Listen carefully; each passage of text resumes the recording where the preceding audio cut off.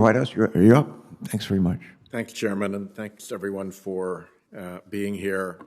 I have long supported the biofuels and ethanol standard, but it's kind of been an act of faith that someday the market would come around and that corn ethanol in particular was kind of a pathway effort that would let cellulosic ethanol and other forms come forward. So I'm interested, Ms. Wind, in your testimony about the carbon intensity of the ethanol and biodiesel that Oregon uses, that it has decreased. I'm wondering how confident you are in the measure of carbon intensity of your corn ethanol fuel stock. Yes, thank you for that question, Senator. So we do use the Argonne GREET model to calculate carbon intensities in the state of Oregon, which is the accepted national model to do so. With respect to the ethanols that we are receiving in Oregon, the import of that fuel, I mean, it is producer specific, and so we can keep very close track of the different ethanols that we are getting, even the corn ethanols. And what we're seeing is an incremental decreases in the carbon intensity. So for ethanol over the past 6 years, it has continued to incrementally go down, probably in about 10%.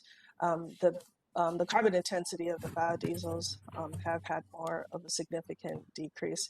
But it is steady, and it shows that there are value in a low carbon fuel standard to continue to draw down those carbon intensities. These facilities are getting more efficient and better at their energy inputs, and that is reflected in the lower of the carbon intensity scores. You mentioned cellulosic ethanol, I believe. What is the market share within the ethanol market of cellulosic ethanol? Or in your portfolio, if you know that better than the national market? Yes, thank you for that, Senator. So as far as cellulosic ethanol, we don't have any cellulosic ethanol coming into the state of Oregon. So what the ethanol that is coming into Oregon, it's not cellulosic, but it is decreasing in carbon intensity. How much of it is corn? It's 100% corn. Okay, there we go. One of the things that I think we need to do in order to find a pathway to climate safety is to put a price on carbon. That seems to be fairly commonly held view among economists and banks and so forth, and among people who are looking hard at the climate problem for emissions reduction solutions. And at present, the absence of one is a really massive subsidy for the fossil fuel industry. The International Monetary Fund calculates it north of $600 billion per year just in the United States.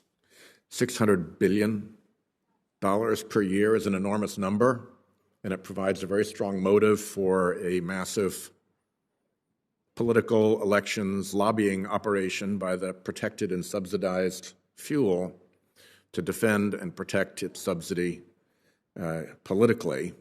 So we're in a kind of a difficult position here in Congress.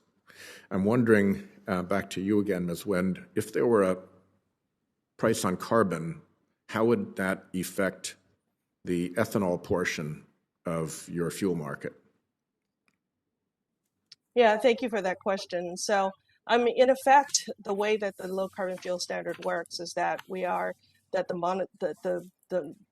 the monetization, kind of the value of the fuel, is in the credit prices that are being traded in the program. So this is a market that we do not control. It is the market contributes to the credit prices of the credits that are traded within the program. And so currently speaking, the credits in the state of Oregon are trading at about $125 per ton.